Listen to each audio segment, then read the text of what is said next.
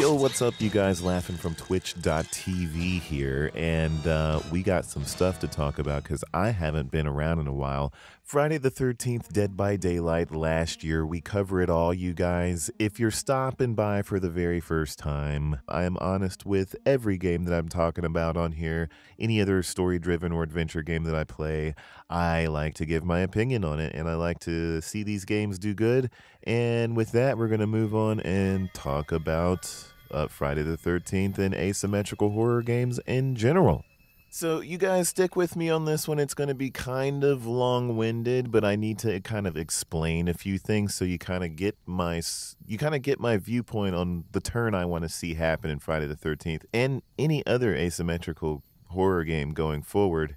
Just to let you guys know, I'm not going to get into any of the drama that's been on Reddit and the forums and the stuff people have been talking about with the game that 500 to 1,000 of people just talk about all the time. And the drama side of things, I'm staying completely out of that. I am here to only talk about suggestions and critiques about the game that could help it to actually turn some things around and help it going forward. So we're going to be playing games like Dead by Daylight, Friday the 13th, Deceit, White Noise 2, and soon last year will be coming out. I play all asymmetrical kinds of horror games. I play horror games in general. I'm not just going to be biased here in my conversation. I'm not going to be biased for Friday the 13th. I'm not going to be biased for Dead by Daylight, and I'm not going to be biased towards last year. These are all three games we're going to be playing throughout their lifetime until they decide to die away. So that said, starting with Friday the 13th and Dead by Daylight, since those are the two major titles out now. They are both great, fun titles to play. You can see each game has had to go through their falters, and each game has had to climb back out of the hole. Dead by Daylight, when it first came out, Bug City. It had all kinds of mess going on, but they got back out. The game came back up, it fixed its bugs, and now it's actually a fun game to play. Give or take some of the perks that actually kind of distract from the game, and that is what I'm going to get into with this whole conversation. Quickly, we're going to go over it. There is one perk in Dead by Daylight called Dead Hard that David King gets, and basically it is, when injured, tap into your adrenaline bank and dash forward quickly to avoid damage. Press the active ability button while running to dash forward. During the dash, you avoid damage. So what happens here is when the killer is going to attack David King, he just becomes invincible for a second. So if you're the killer and you go forward to attack him, it's like nothing ever happened. It's almost like you hit the wind. So if you just bought the game and you're the killer and somebody has that perk on, then it's going to be very distracting. You're like, swing, nothing happened. And I didn't get the hit in. So what the fuck happened? As a killer, you're going to think the person is either cheating or you're just not going to know what's going on. That being said, it's just distracting, right? It distracts from the game. And it's, you want your horror game to be grounded in realism. When you have a perk turned on like that, it now takes the game and it's no longer grounded in realism, and now there's a mechanic that the killer has to be aware of that really pulls them away from the immersion on their side, right? Instead of it being organically connected on both sides. Okay, so let's take that example and go over to Friday the 13th. What I believe, you guys, is a horror game, an asymmetrical horror game, should always at least try to push for realism.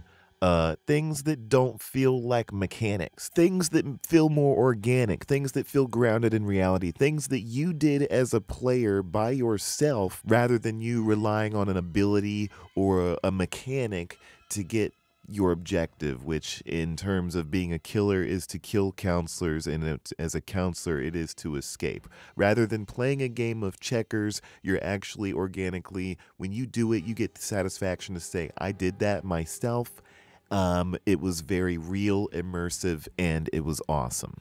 So for example, Jason's shift grab. And now, you guys, I'm going to get into theories and ideas. So please keep in mind that these are all my own personal theories and ideas.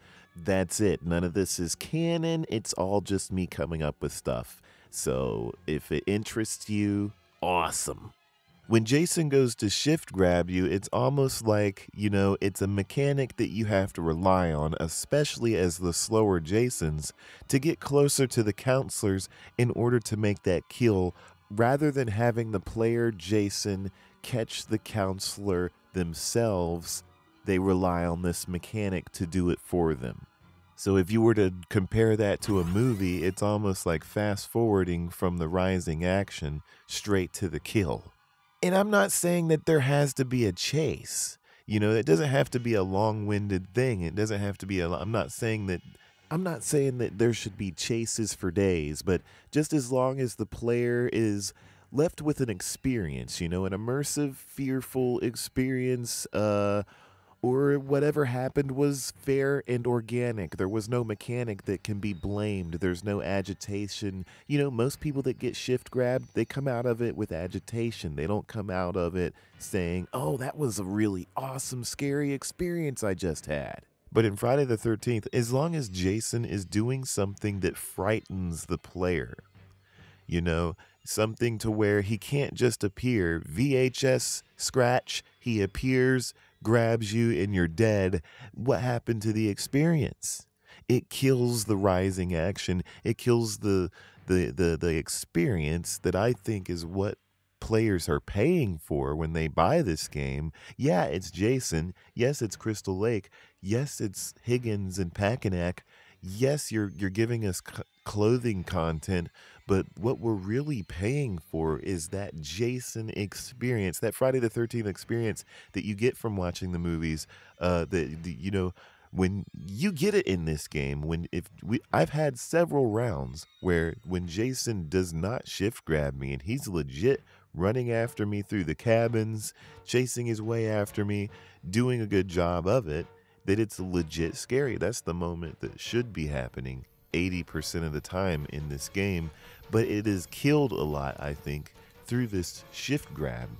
So if they did something to balance the shift grab, if you were to do such a thing as to give Jason a 2-second delay on the shift grab, yes, it would work for Jason now. And then the argument back would be, well, now the counselors are going to always get away from the slower Jasons. Well, do something like mocap the stumbles, they have a little tiny stumble that they do sometimes when they're running. What if they had more realistic mocap stumbles? They have that forward momentum. They take a knee and they're kicking their way back to their feet again. They actually do these stumbles and it could be balanced to where if you're playing a slower Jason, maybe they scare the counselors more.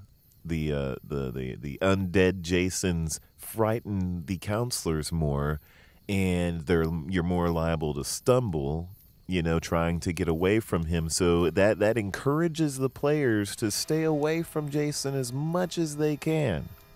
Jason should feel like this threatening force at all times, but he should feel that way organically in the game, not by a mechanic like the shift grab, but as the balance starts to come together, in what I'm about to talk about in a few moments here, then you will understand how that feeling in the atmosphere could be created without the shift grab mechanic. So the shift grab itself is the problem. The shift is fine. Don't get rid of the shift. The shift itself is a very good tool used for getting closer to the counselor, but I feel like that tool is being piled on top of the grab in order to make the kill. So if you take away Jason's grab, then the counselor should have that counterbalance to where they stumble a lot more. Not that quick half-ass stumble that we see in the game currently, but an actual stumble where the counselor, trips over something, or they take a knee. It's motion captured, so it looks natural. If they're trying to loop Jason around an object, if the Jason player is dedicating their chase, he should be able to catch up to them in some way just by, even while walking. He shouldn't have to walk fast. if he's going after this counselor, he should be able to catch up in some way without the shift grab. That would make it feel like an organic chase. I would think that it would make it feel more rewarding to the Jason player. On top of that, Jason could be given his stealth, his stalk, earlier in a match. Personally, you guys, as much as I do love the Jason Chase music, I think that it should maybe stalk should be one of the first abilities that Jason gets. And when he does get it, I think he should be able to keep it for a substantial amount of time, because I think part of being Jason, you guys, now, the reason I bring this up really quick is because we've played without the Jason Chase music on many, many, many, many, many matches, and it is so exciting and so thrilling, and so it scares the crap out of me sometimes when he just shows up. You hear his footsteps, he walks in the same cabin you're in, you see him go by a window outside. It is actually it's a really awesome experience. Jason should be able to just get to be Jason. He should be able to set himself up in the darkness. And this is why I think the maps should also be darker without being seen on the mini map. That would be his counter strength. He should be able to, if a counselor is not seeing him standing in the bushes or behind a tree or whatever, and they're running up and he walks out and grabs them, there it is. That's their jump scare. He didn't need a shift to do it. That would feel more rewarding to the Jason player if they're able to set themselves up behind the edge of a cabin, in the darkness, behind the bushes.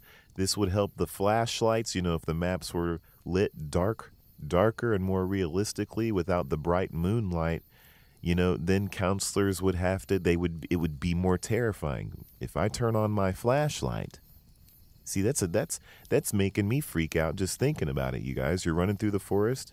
You really need the flashlight to see something at some point, and you're like, if I turn this on, you'd be terrified. If I turn this on, is he going to see me?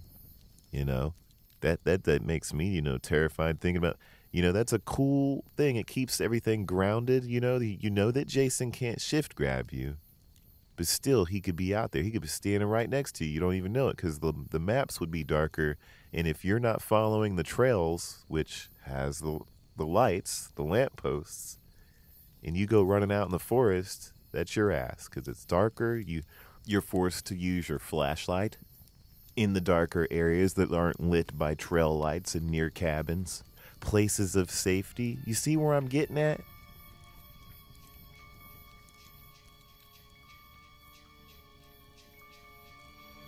Paul, there's someone in this room.